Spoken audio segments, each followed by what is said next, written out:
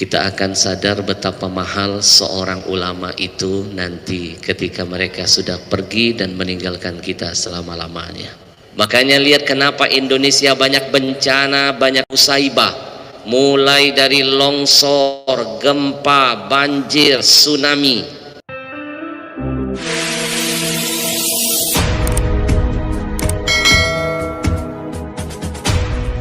Allahumma salli wa sallim wa barik wa karrim wa azim ala sayyidina Muhammadin wa ala alihi wa ashabihi ajma'in. Yang kita hormati dan kita muliakan segenap para guru-guru kita tercinta yang tidak bisa saya sebutkan satu persatu, tidak mengurangi rasa hormat dan takzim saya. Kita doakan guru-guru kita, semoga Allah panjangkan umurnya, Allah sehatkan badannya, Allah kuatkan imannya. Kita akan sadar betapa mahal seorang ulama itu nanti ketika mereka sudah pergi dan meninggalkan kita selama-lamanya. Maka ketika mereka sudah hilang, pergi, kita akan tahu betapa berharga dan mulianya mereka. Dan tahun-tahun ini tahun kesedihan bagi kita. Beberapa tokoh-tokoh ulama besar di negeri ini dipanggil menghadap Allah. Almarhum ila rahmatil qayyum, guru kita tercinta Kiai Haji Muhammad Arifin Ilham. Kemarin kita kehilangan Kiai Haji Maimun Zubair, Kiai Haji Ja'far Umar Talib.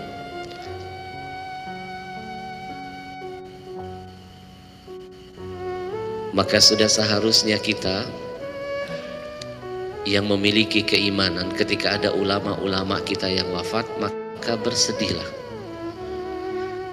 Yang tidak bersedih, yang tidak menangis ketika mendengar orang alim wafat, itu cuma iblis and the gang. You know and the gang? Mautul alim ahabba ila iblis min mauti sab'ina abidan. Kalau ada orang yang alim wafat, walaupun satu, iblis senangnya minta ampun, pesta pora, bahagia dia, daripada wafatnya 70 ahli ibadah. Jadi 70 ahli ibadah kalah dengan seorang yang alim. Satu orang alim wafat, iblis paling suka, paling senang daripada 70 ahli ibadah. Kenapa? Karena seorang alim yang mengamalkan ilmunya lebih mulia daripada 70.000 ahli ibadah. Wa alimun yuntafa'u bi'ilmihi.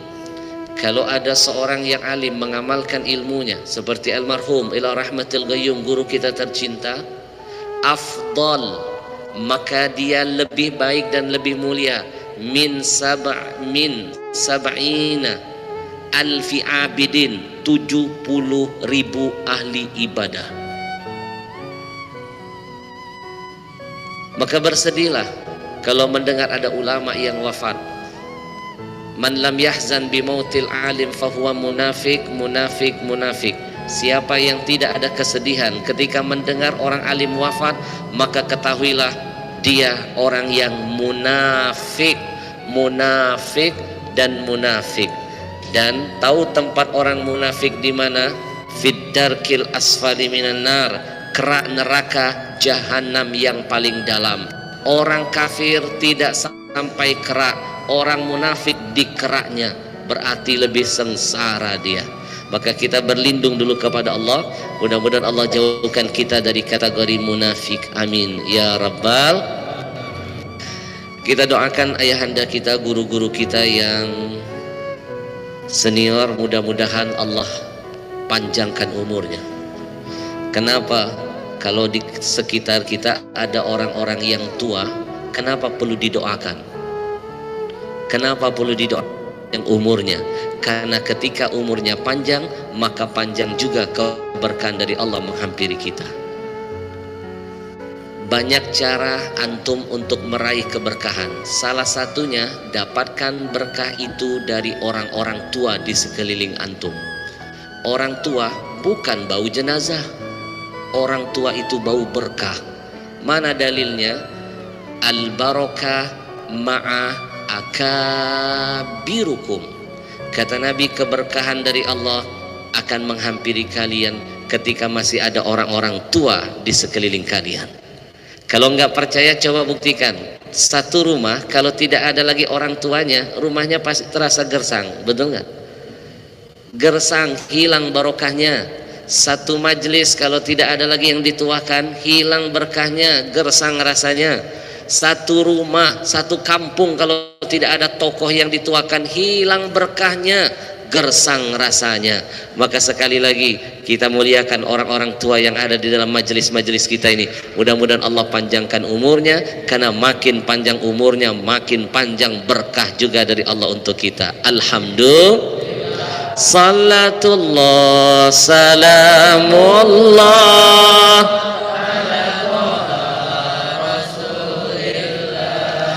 Salatullah salamullah ala yasin.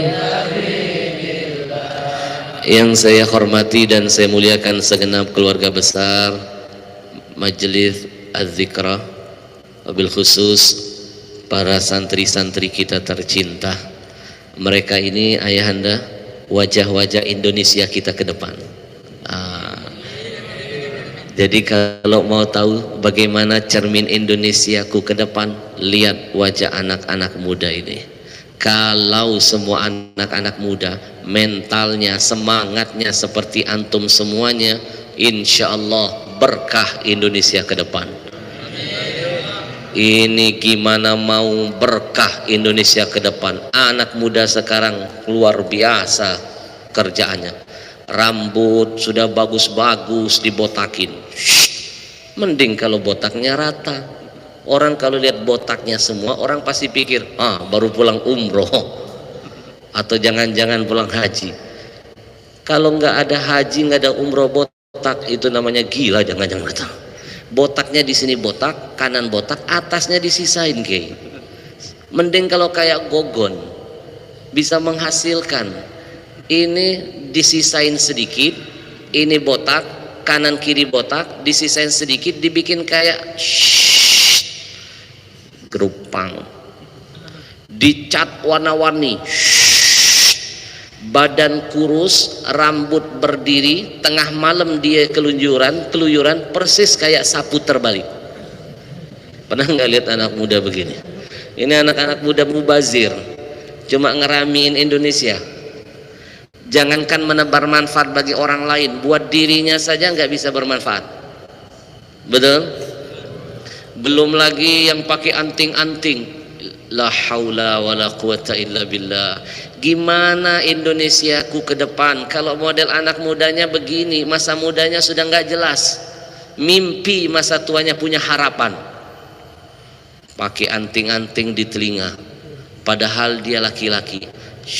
Satu detik aksesoris yang diharamkan menempel pada tubuhmu kamu pakai. Anting-anting kan punya perempuan, lalu kamu pakai, maka setiap detik itu dosa terus mengalir ke rekening akhiratmu. Jangan main-main, di akhirat ada bank juga, bank BCA, bank sentral akhirat. Pakai anting-anting di kuping. Hari ini pakai di kuping, yang namanya anak-anak makin lama kalau nggak ditegur makin menjadi-jadi. Besok makin maju maksiatnya, meningkat dari kuping ke alis. Alis yang sudah cakep dipasang anting-anting. Besok lagi makin ada kemajuan maksiatnya, pakai anting-anting di hidung. Perasaan saya yang suka pakai anting-anting di hidung ini sapi. Pernah lihat sapi? Lihat dipasang anting-anting di hidung. lalu dia diseret oleh pemiliknya, dipasang anting-anting, ditarik tali, diseret, dibawa ke pejagalan, sapi nggak pernah protes. Jadi kalau ada, saya ingat guru saya bilang, kalau ada anak muda tidak sadar masa mudanya dihabiskan untuk apa, berarti dia sama dengan sapi yang nggak pernah sadar, dipasang anting-anting, ditarik oleh pemiliknya, dibawa ke tempat penjagalan yang akan memotong lehernya. Berarti dia sama dengan sapi. Nggak puas di hidung, dia pasang tahu di mana? Di bibir burung. La haula wala quwata illa billah. Masih nggak puas lagi, dia tindik lidahnya, dia pasang anting-anting dalam lidah. Ngomong aja susah. Kalau ditanya dari mana, sana. Pernah nggak lihat yang begini?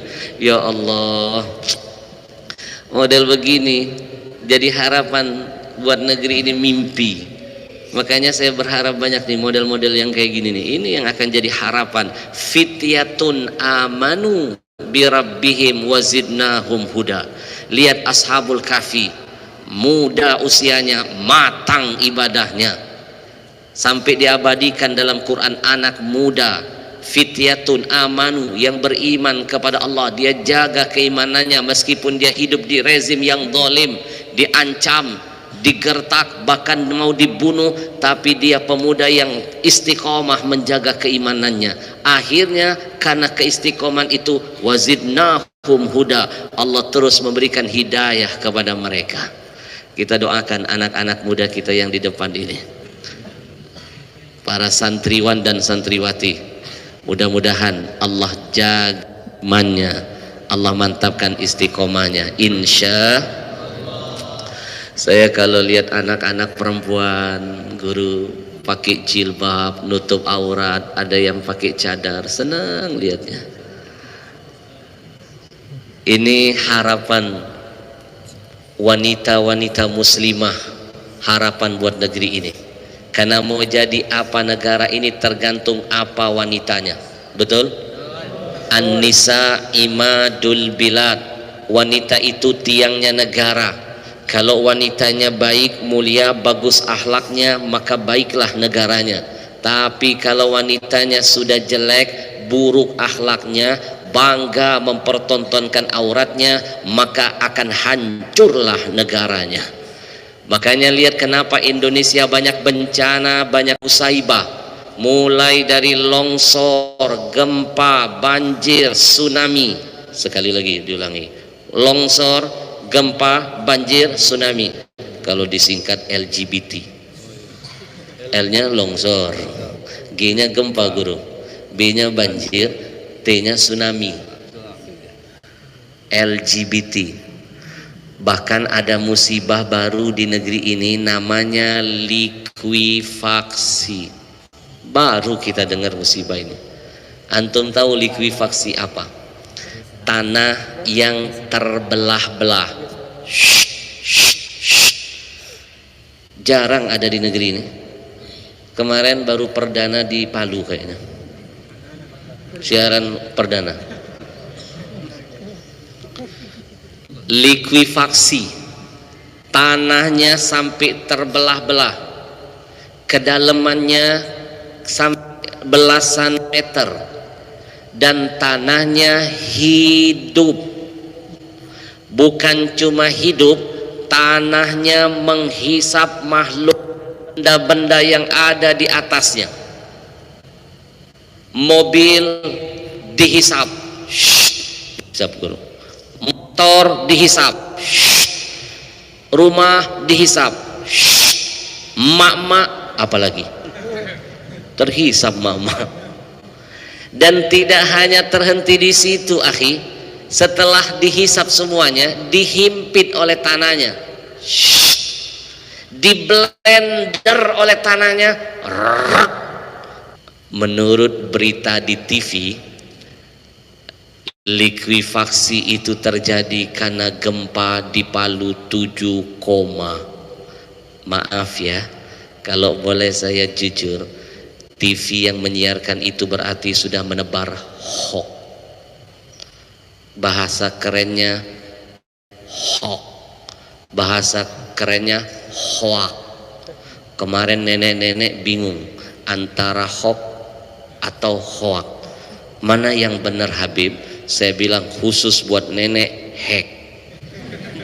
Banyak tanya sebenarnya. Kenapa saya bilang hok? Ilmuwan dari Jepang melihat kejadian musibah di Palu, dia terbang dari Jepang pergi ke Palu.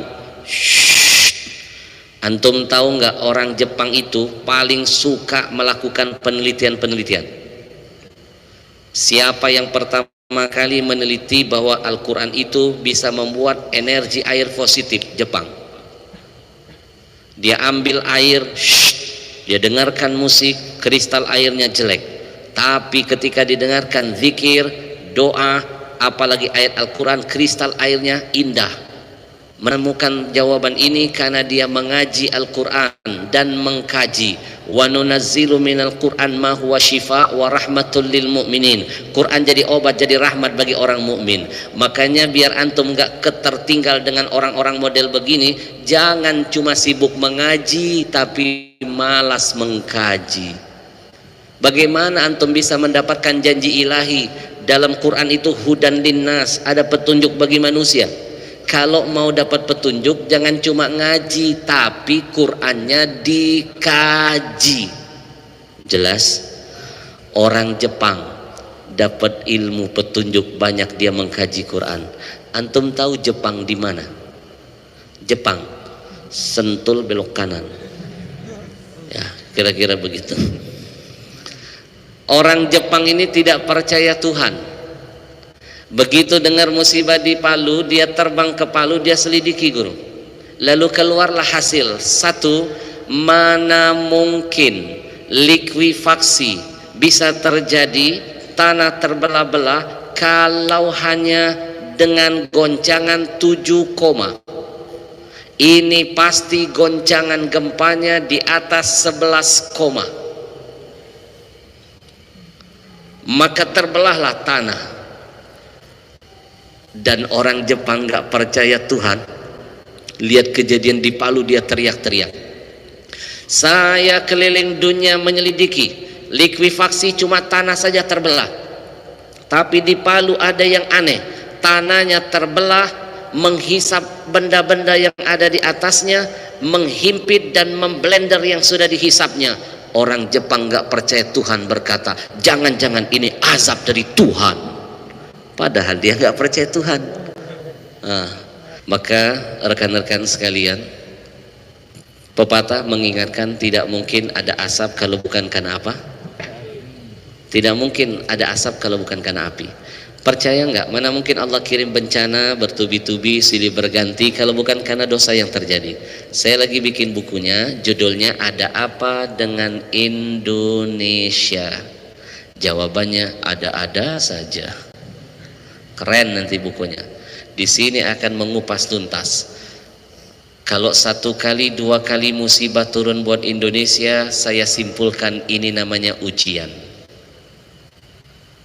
1 kali 2 kali musibah turun namanya apa? Kenapa hidup harus ada ujian? Karena Allah ingin melihat mana yang terbaik di antara kita hambanya. Antum sebagai santri, kalau ingin naik kelas, antum harus ikut ujian. Kalau antum bisa naik kelas tanpa ikut ujian, antum nyogok. Apalagi naik tingkat, naik kelas, naik derajat di sisi Allah, ujiannya berat. Makin tinggi imanmu, makin rajin ibadahmu, makin mantap istiqomahmu, makin dahsyat ujian menghampirimu. Lihat guru kita Ustadz Uas, tidak berhenti ujian menghampiri. Betul nggak? Yang terakhir dilaporkan, benar-benar yang melaporkan sableng. Ini jangan-jangan saya dilapor di sini. Antum silakan buka rekaman ceramah Kiai Haji Zainuddin MZ dari tahun 80-an. Kenceng itu ngatain orang kafir, ngatain yes ya, Faus. Betul nggak? Zainuddin ngomong, saya berbicara di hadapan saudara-saudara saya, kalau anda marah tutup kuping anda, kenapa anda dengar?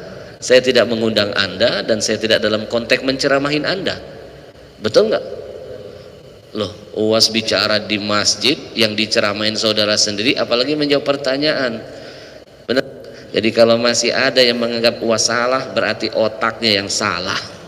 Bangga saya punya teman sahabat kayak UAS, disuruh minta maaf. No! Apa yang perlu saya minta maafkan? Saya tidak salah.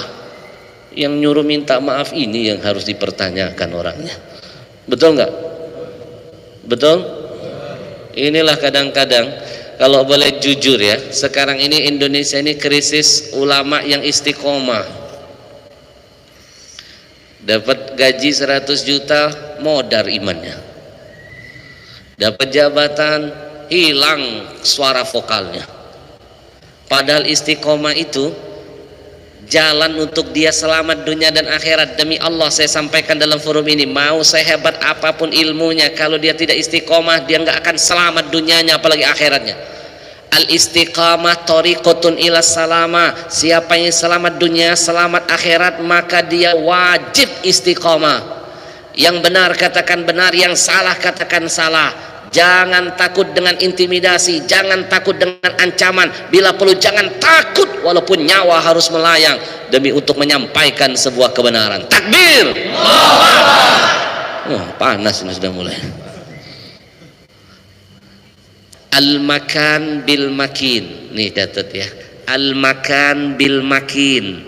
Orang itu bisa jadi mulia tergantung siapa lingkungannya. Antum pengen ngetop, bergaul dengan orang ngetop. Antum pengen pintar, cari teman orang yang pintar. Antum pengen hafal Quran, cari teman-teman yang rajin menghafal Quran.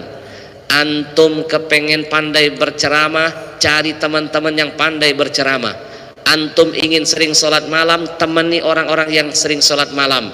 Antum bisa mulia, siapa yang ada di sekitar antum. Kalau bergaul, berteman, paling tidak mencintai orang-orang yang mulia, maka antum tergolong orang yang mulia nantinya. Makanya kenapa di rumah kita itu suka ditaruh foto habaib, foto orang-orang soleh, foto alim. Tahu nggak kenapa? Riyadhah ainiyah, olahraga mata, biar turun ke hati. Karena mau jadi apa sifat kita tergantung apa yang dilihat oleh mata. Kalau sering lihat yang maksiat cenderung akan berbuat dosa.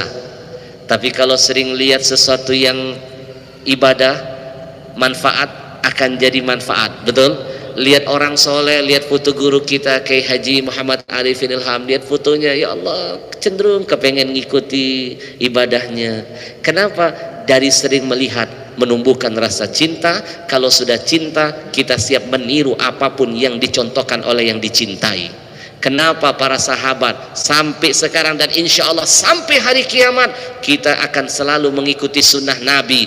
Apa yang dilakukan Nabi, mulai Nabi melek sampai Nabi tutup mata, kita ikuti karena itu ada cinta kita kepada Nabi. Alhamdulillah. Salatullah salam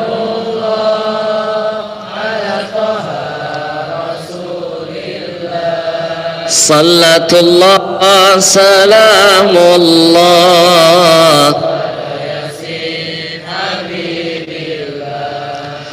Maka saya titipkan pesan ini buat antum semuanya.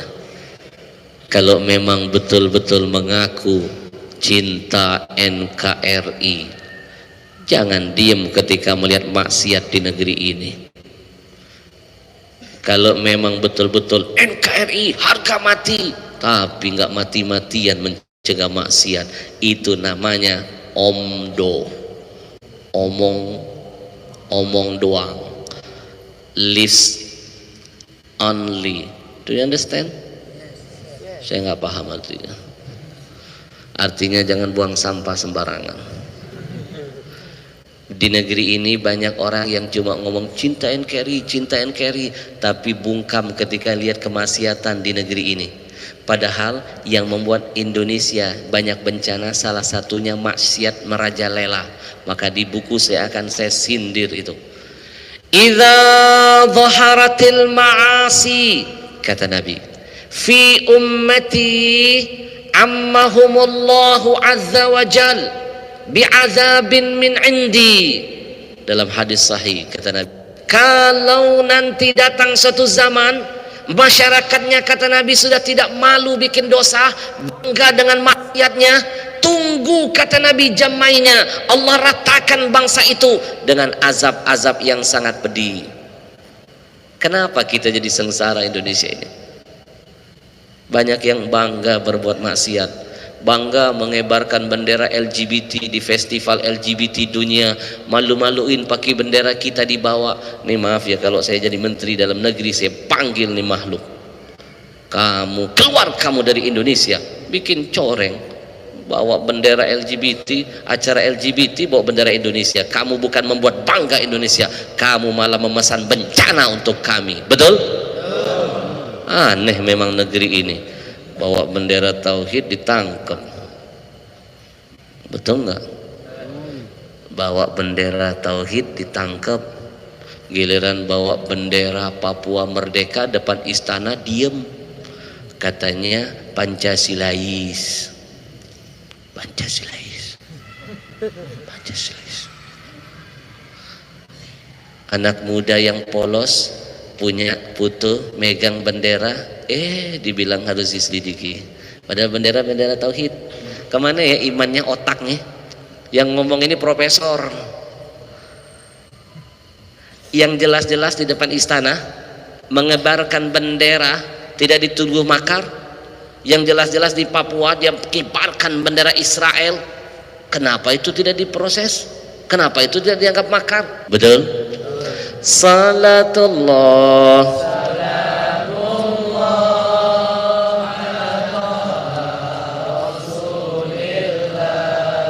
salatullah, salamullah ala yasin.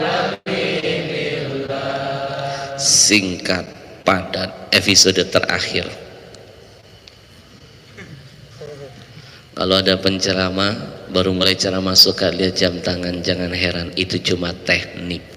Sebenarnya dia lagi mikir, habis ini mau ngomong apa.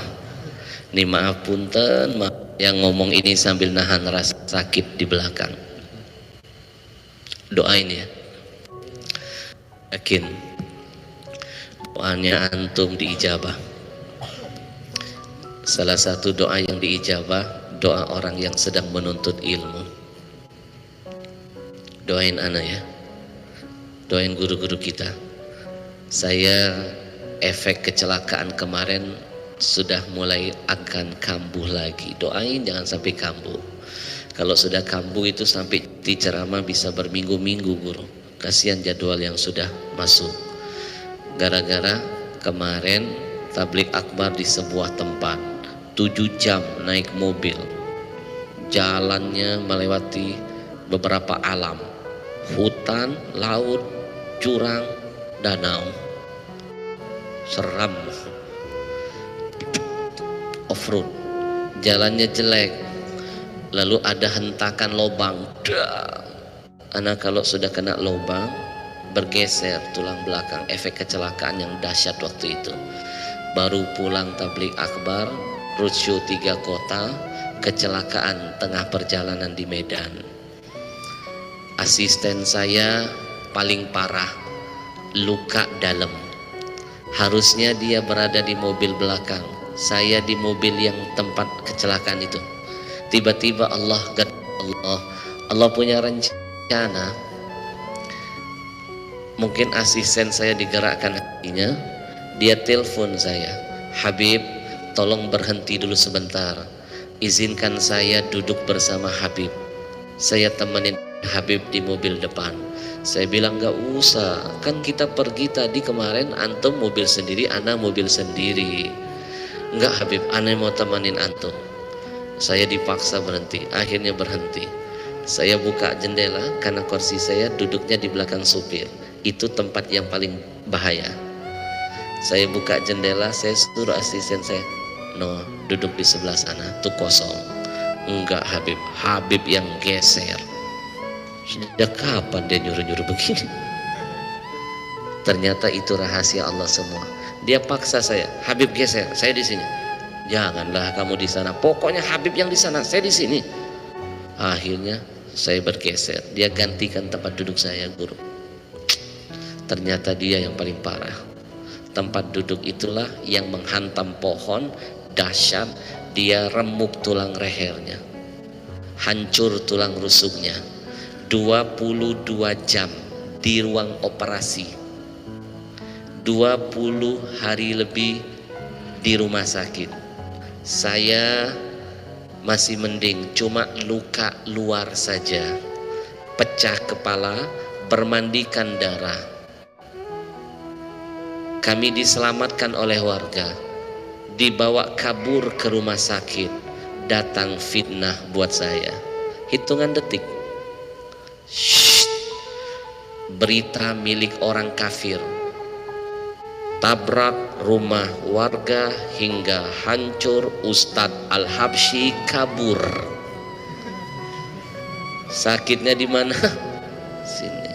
Bukan kabur, yang betul saya dibawa kabur oleh warga untuk cepat mendapatkan tindakan pertama, pengobatan. Tapi difitnah kabur. Itulah media orang-orang kafir.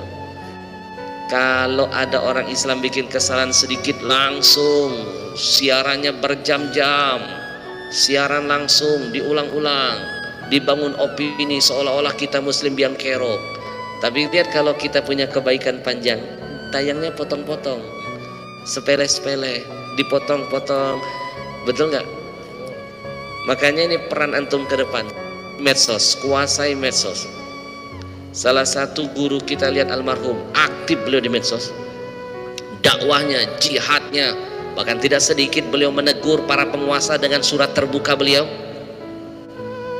Beliau tidak pernah takut walaupun menyampaikan kebenaran itu kepada penguasa.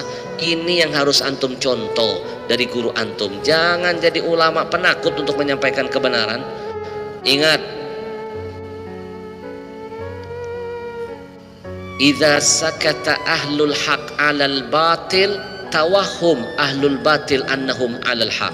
Kalau orang yang baik, orang yang berada di jalan benar, dia diam, takut menyampaikan kebenaran itu, dia lihat kemungkaran, dia diam, dia tidak berani menyampaikan kebenaran, maka ini akan membuat orang yang jahat merasa mereka lah berada di jalan yang benar. Maka jangan pernah diam melihat kemungkaran. Berani dengan tangan lakukan, tidak dengan lisan, paling tidak dalam hati kutuk, laknat mereka. Betul nggak?